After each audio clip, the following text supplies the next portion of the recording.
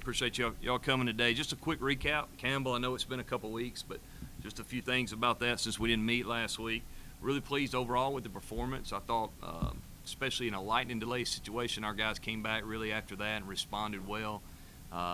Really pleased with overall how we played. Some things to clean up for sure. I know penalties is one thing that we really talked about during the bye week and then into this week is, hey, we can't shoot ourselves in the foot with pre-snap penalties, lining up offsides on both sides of the ball. And then obviously the turnover on special teams. We don't want to turn the ball over at all, but for sure on that we got to make sure we do it. Some players of the week inside our program that we do, I just thought I'd mention those guys first. Offensively, Kalen Geiger, junior college receiver we got here this year. He had 5 receptions for 104 yards, and I think he had 2 big third down conversion receptions and then a 4th down catch. So big night for him. Carlton Marshall was our defensive player of the week. Obviously, he was also Sunbelt Conference Defensive Player of the Week. 13 tackles, 2 tackles for loss.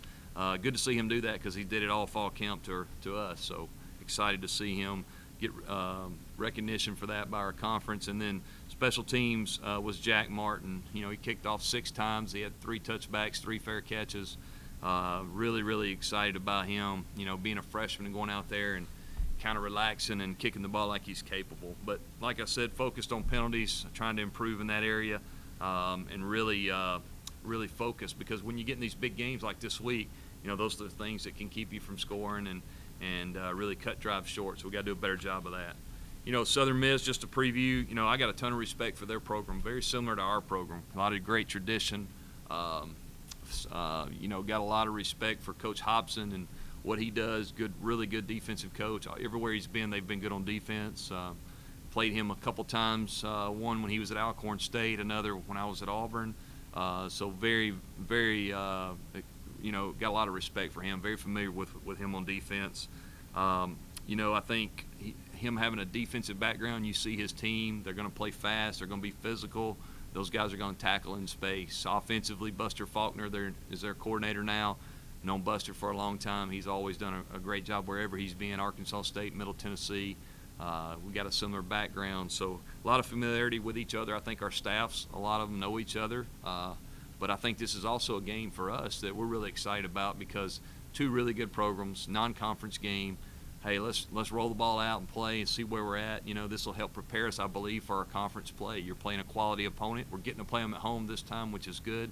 And this is the kind of games I think we'll have each week inside our conference. So from a preparation standpoint, from a mentality standpoint, from our players, I know they're excited. This is the reason you come to Troy to play in these big games like this. So we're looking forward to it. Obviously, it's a big challenge for us. I mean, we know that we're going to get a good football team, and I think our players are very well of that. And, again, I think it'll help us for conference play. Offensively, Jack Abraham's our quarterback. Very familiar with him, recruited him some when I was there. Really smart, accurate guy, really competitive. He's going to be a guy that is kind of going to be in spark plug of their offense. They'll think the players rally around him.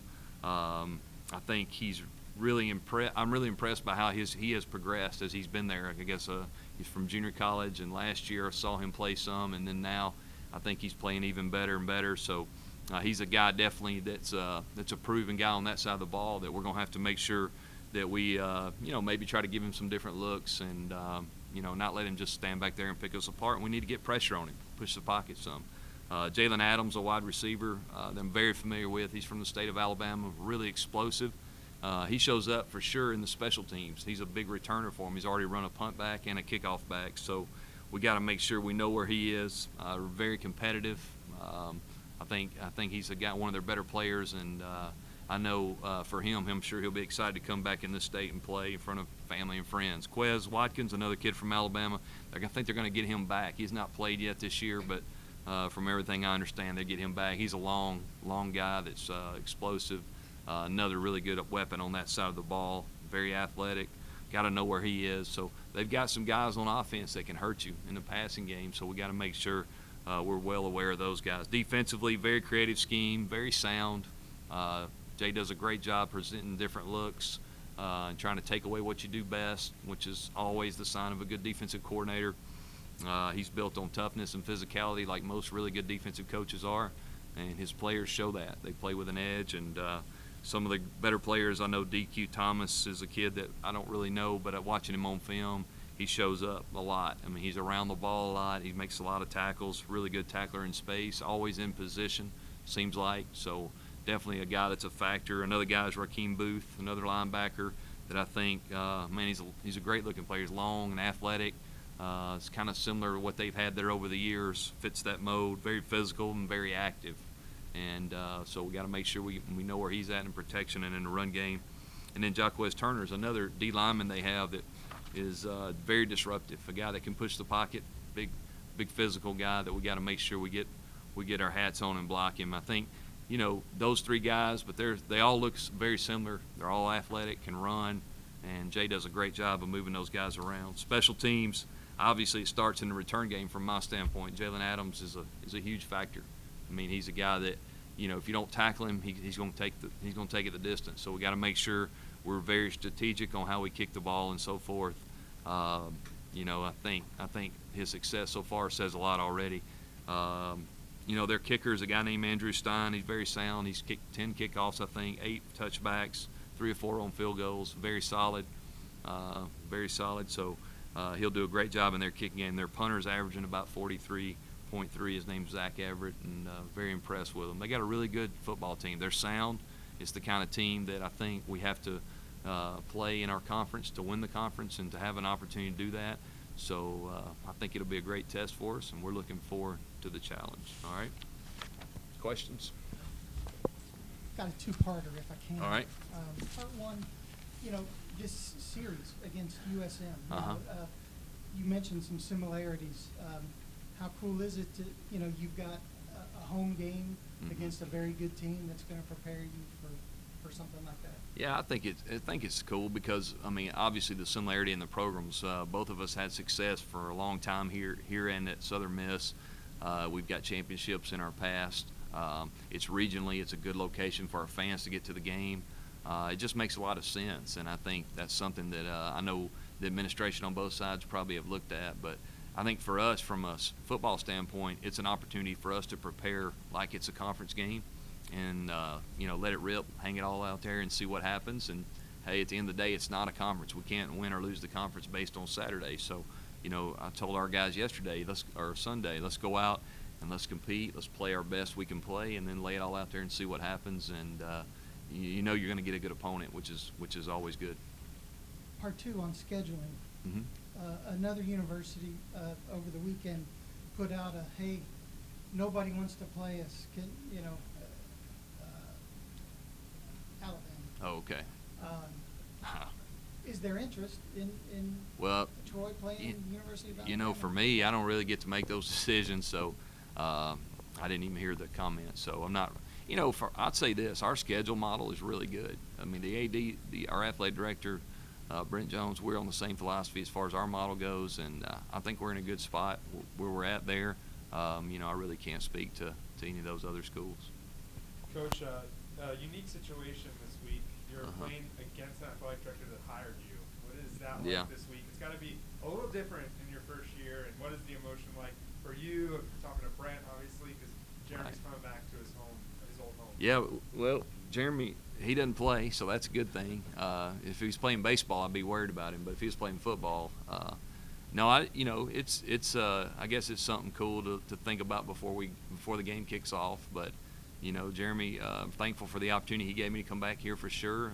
He's a great person, great guy, and I think he did a lot of good things while he was here at Troy. But at the same time, we're excited about Brent and his leadership, and really just kind of focused on our team. But once we kick off, I mean, it's not a factor at all. Is it any kind of advantage for you to have 2 weeks to prepare for one team? You know, like you got here.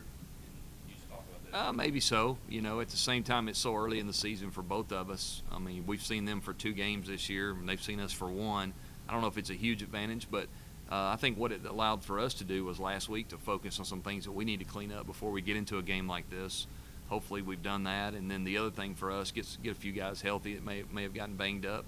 And I'm hoping we'll make our best improvement from week 1 to week 2 and go out and play a good game against Southern Miss.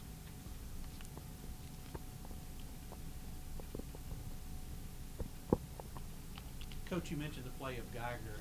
We knew Dodge and had seen him and knew he might have an immediate effect. Geiger kind of caught us by surprise. Did he catch the coaching staff by surprise at all with what he was able to do? You know, not really, because he led I think he led the entire junior college in receptions last year. Explosive guy on film. We really thought he would add a dimension to our team that maybe we graduated so much production from the year before at wideout. I think it was an area that we had to address, and we kind of got on him late, and in the process just felt like we needed one more receiver. And he's been a pleasant surprise. I think he'll show up more and more as the season goes, to also in return game.